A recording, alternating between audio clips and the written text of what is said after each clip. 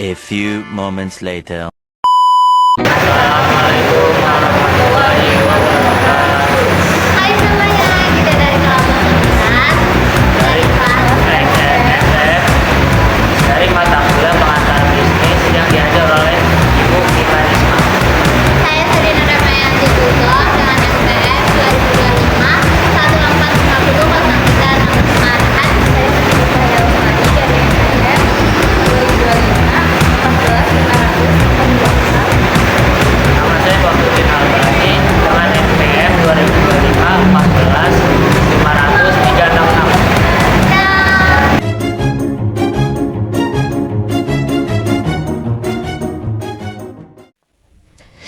Manajemen sumber daya manusia atau Human Resource Management. Apa itu manajemen sumber daya manusia? Gary Dessler dalam buku Human Resource Management, Dessler menyebutkan bahwa manajemen SDM 50 daya manusia adalah proses untuk memperoleh, melatih, menilai, memberikan kompensasi, dan mengorganisasikan hubungan serta kesehatan dan keselamatan kerja para karyawan. Adapun fungsi manajemen sumber daya manusia yaitu 1. Melakukan job analysis. Job analysis yaitu mengumpulkan berbagai informasi untuk kebutuhan suatu pekerjaan. 2. Perencanaan sumber daya manusia dengan menetapkan orang dalam jabatan yang telah disediakan. Langkah ini merupakan langkah untuk merencanakan jumlah dan kualitas sumber daya yang harus disediakan, baik sekarang maupun untuk di masa yang akan datang. 3. Rekrutmen karyawan. Langkah ini dilakukan setelah perencanaan tenaga kerja, sehingga kita tahu bahwa berapa jumlah tenaga kerja yang dibutuhkan. Rekrutmen dilakukan dalam rangka memperoleh dan memiliki sumber daya manusia yang berkualitas dan loyal terhadap perusahaan. 4. Seleksi. Menyeleksi lamaran yang masuk. Karyawan yang sudah direkrut melalui rekrutmen sebelumnya harus diseleksi terlebih dahulu. Tujuannya adalah untuk memilih tenaga kerja yang dibutuhkan dengan kualifikasi yang telah Tetapi 5. Pelatihan dan pengembangan. Tujuan pelatihan dan pengembangan adalah membiasakan karyawan baru dalam bekerja di lingkungan barunya, sekaligus menambah dan mengasah kemampuan yang belum dimilikinya. 6. Penilaian kinerja. Selama bekerja, setiap karyawan harus dievaluasi kinerjanya masing-masing. Penilaian kinerja dapat dilakukan melalui hasil kerja atau kinerja perilaku. 7. Kompensasi. Kompensasi merupakan balas jasa yang diperoleh seseorang atas pekerjaan yang sudah dilakukannya. 8. Jenjang karir.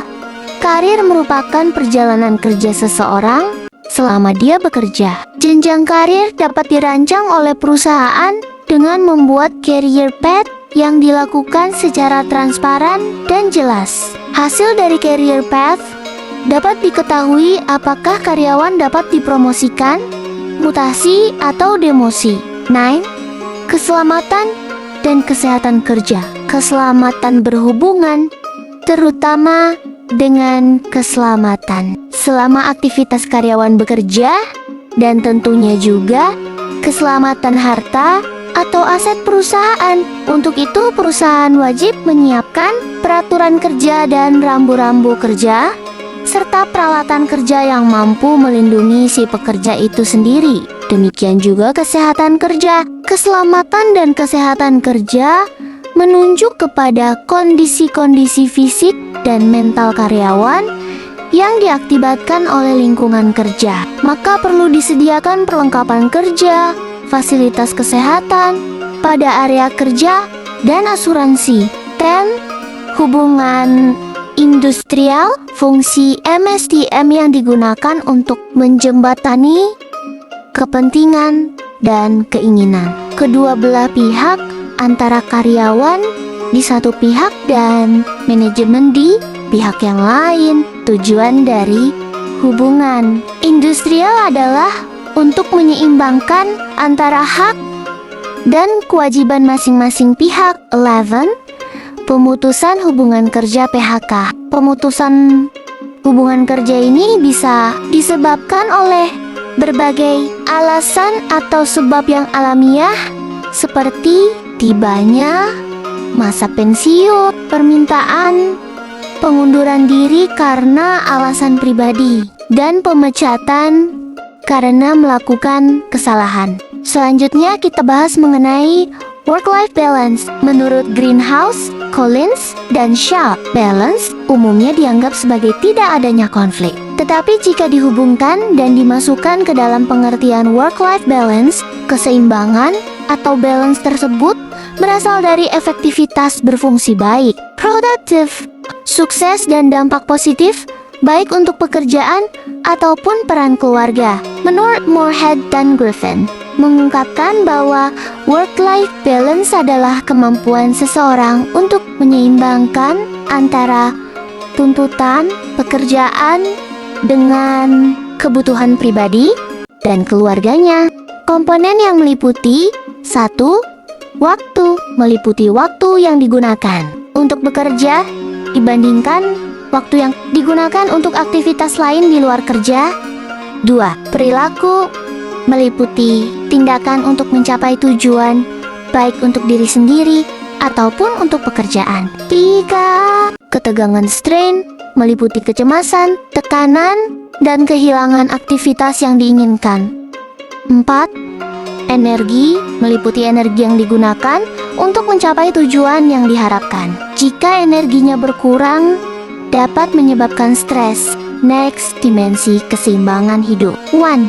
Gangguan pekerjaan terhadap kehidupan pribadi. Misalnya, bekerja dapat membuat seseorang sulit mengatur waktu untuk kehidupannya sendiri. 2. Gangguan kehidupan pribadi terhadap pekerjaan. Misalnya, jika kita memiliki masalah dalam kehidupan, hal ini dapat mengganggu kinerja pada saat bekerja. 3.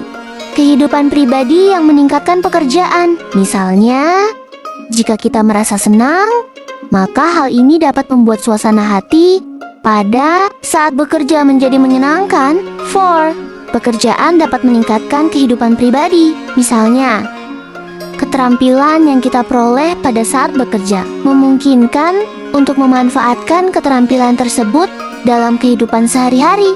Next, strategi keseimbangan kehidupan kerja. 1.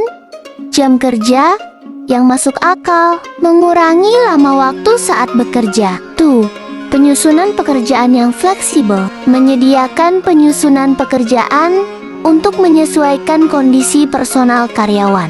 3.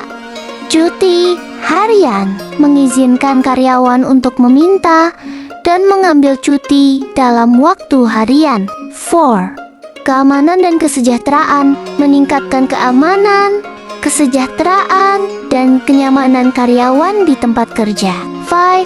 Akses telepon, memastikan seluruh karyawan dapat menerima telepon atau pesan mendesak dari keluarga mereka di tempat kerja. Karyawan sebagai aset strategis. Karyawan bukan cuma dianggap sebagai tenaga kerja, tetapi sebagai aset strategis yang berperan sangat penting dalam mendukung keberlangsungan dan kesuksesan perusahaan. Aset strategis berarti karyawan dipandang sebagai kekuatan utama yang memberikan nilai tambah, bukan hanya untuk saat ini, tetapi juga untuk masa depan perusahaan. Mereka juga berperan penting sebagai penggerak utama proses bisnis, membawa ide, keterampilan, dan kreativitas yang berpengaruh besar terhadap citra perusahaan di mata masyarakat, pelanggan, dan calon talenta baru. Next, peran karyawan sebagai aset strategis. 1. Sumber inovasi dan kreativitas. Karyawan bukan sekadar pekerja, melainkan sumber inspirasi baru yang mampu menghadirkan inovasi. Setiap karyawan memiliki pengalaman, cara pandang, dan pengetahuan yang berbeda menjadi solusi kreatif bagi tantangan perusahaan. Contoh, ide efisiensi kerja yang muncul dari karyawan lapangan, inovasi produk atau layanan baru hasil diskusi tim, penggunaan teknologi digital hasil masukan dari karyawan muda. 2. Meningkatkan produktivitas dan profit. Karyawan yang memiliki motivasi tinggi, diberi fasilitas, serta dikelola dengan sangat baik dapat meningkatkan produktivitas kerja. Produktivitas yang tinggi berbanding lurus dengan efisiensi biaya dan peningkatan profit perusahaan. Faktor yang mendukungnya: pelatihan dan pengembangan keterampilan, penerapan sistem kerja yang efektif, misalnya digitalisasi, lingkungan kerja yang sehat, dan mendukung kolaborasi. Kerja hybrid adalah pola atau cara kerja yang menggabungkan antara bekerja secara langsung di kantor on-site dan bekerja dari jarak jauh remote, seperti dari rumah atau lokasi lain di luar kantor. Adapun adaptasi hybrid pasca pandemi, yaitu model kerja gabungan antara kerja di kantor dan kerja jarak jauh remote, memerlukan fleksibilitas dalam pengaturan waktu dan tempat kerja, penggunaan teknologi digital sebagai alat utama komunikasi dan kolaborasi, penyesuaian budaya kerja agar tetap produktif dan menjaga keterikatan tim. Pandemi COVID-19 mempercepat adopsi model kerja hybrid, yaitu kombinasi kerja di kantor dan dari rumah. Adaptasi ini memerlukan perubahan budaya kerja berbasis kepercayaan, kolaborasi digital, serta pengukuran kinerja berbasis hasil outcomes. Organisasi perlu mendesain ulang proses kerja, komunikasi, serta menyediakan dukungan teknologi dan psikologi untuk menjaga produktivitas dan engagement. Microsoft Work Trend Index 2021. Tantangan produktivitas dan kesejahteraan karyawan.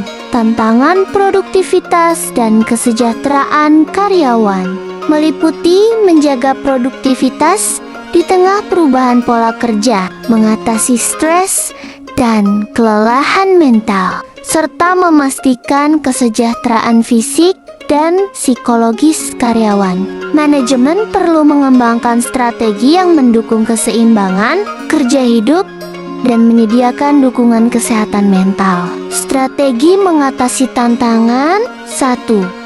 Menerapkan kebijakan kerja fleksibel yang jelas dan adil. 2. Meningkatkan komunikasi dan kolaborasi melalui teknologi yang tepat. 3. Menyediakan program pelatihan dan pengembangan untuk adaptasi digital. 4. Menyediakan layanan kesehatan mental dan kesejahteraan karyawan.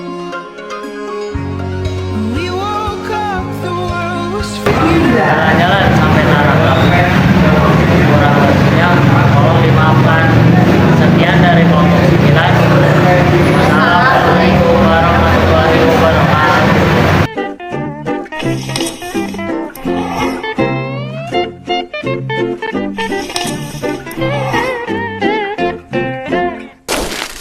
Semangatnya sudah akhir sekali.